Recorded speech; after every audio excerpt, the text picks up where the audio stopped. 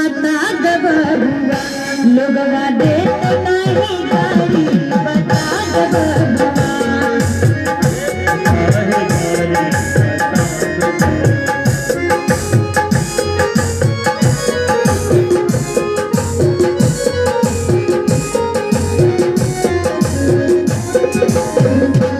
लोगवा देते काहे गारी, बता द बबुआ। लोगवा देते काहे गारी, बता द बबुआ।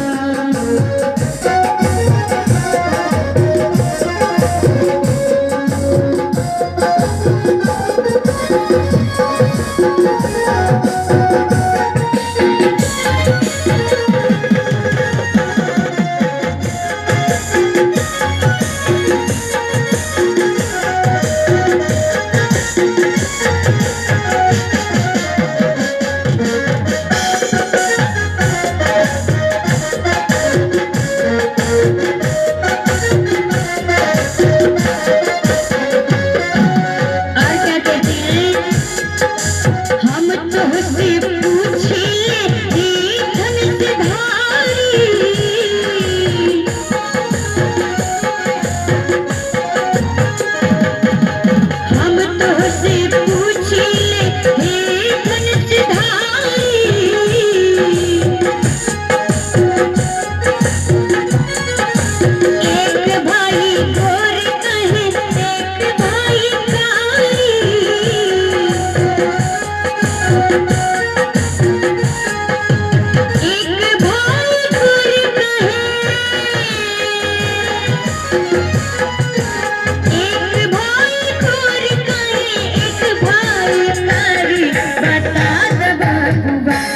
लोगवा देते काहे गारी, बता द बबुआ।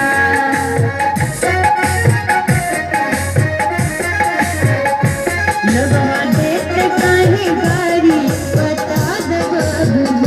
लोगवा देते काहे गारी, बता द बबुआ।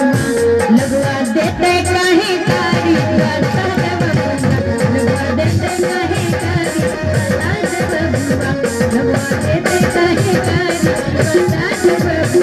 लोगवा देते काहे गारी, बता द बबुआ। अब विवाह के बाद दूल्हे सरकार को कहाँ लेकर के जाया जाता है? कहाँ लेके जाते हैं पता है? इसमें किसी का विवाह नहीं हुआ है क्या? कितने लोगों का विवाह हुआ है? जरा हाथ पर उठाए तो लगभग। क्या बात है, देखिए लगता है 2 ही लोगों का हुआ है। बड़ी सुंदर बात है। सभी लोग सुरबलिया बन के गए थे क्या बाराती? तो ये बताइए विवाह के बाद कहाँ लेकर के जाया जाता है? आपके ससुराल में विवाह के बाद कहीं लेकर के सखियां गई थी? हाँ? कहाँ?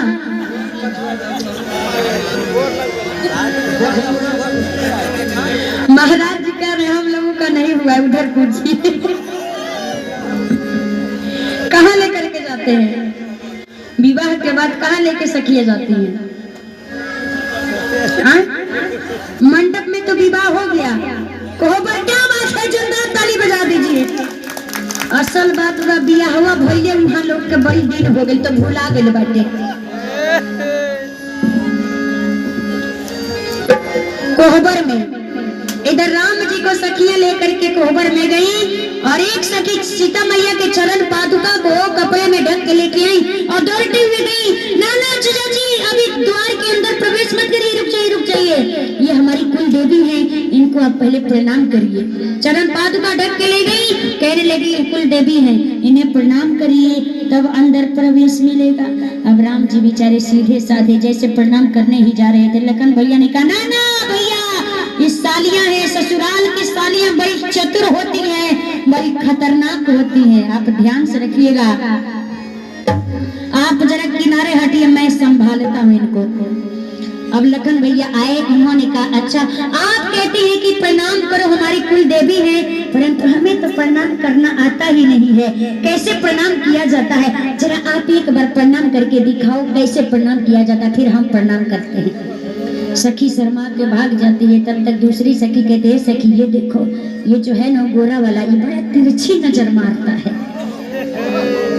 तीसरी सखी कहती है अरे बड़ा खतरनाक दिखता है, बड़ा टेढ़ा दिखता है। चौथी कहती है सखी पता, अयोध्या में जो महाराज है उनके 4 पुत्र हैं, 2 गोरे 2 सांवले।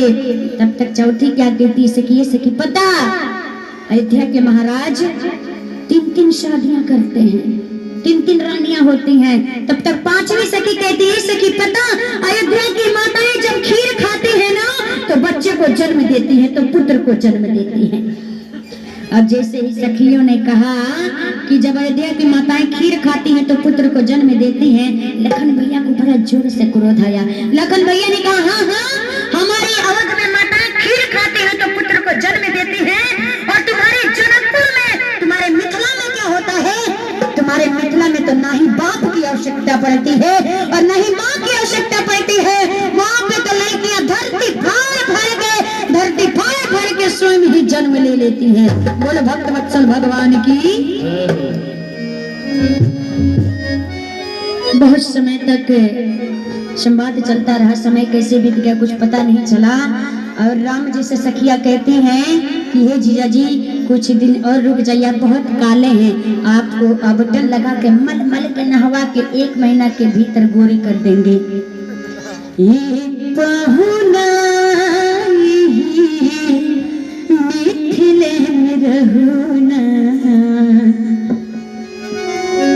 आइए समय बहुत कम है। ससुरारी में तो सुखवा कहूँ ना, ये बहुना मिथिले में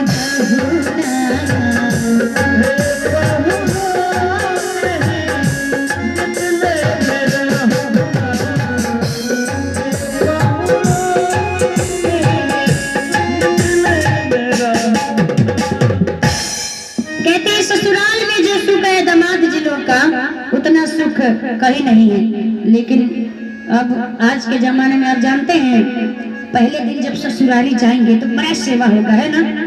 अरे पहुना, आपके वहाँ पहुना कहा जाता है ना, अरे पहुना आई जी, पहला दिन पहुना और दूसरा दिन ठेहुना और तीसरा दिन केहुना, है ना। एक जाने रहने गए रहने ससुराल, तो उनके सास सोचली दामाद जी के खूब बढ़िया आज पकवान बना के खिया, डेली किस्म किस्म के भथुआ पालक साग ला करके रख देती थी खाने के लिए। अब दामाद जी परेशान, कई दिन तक रोज साग मिलता था।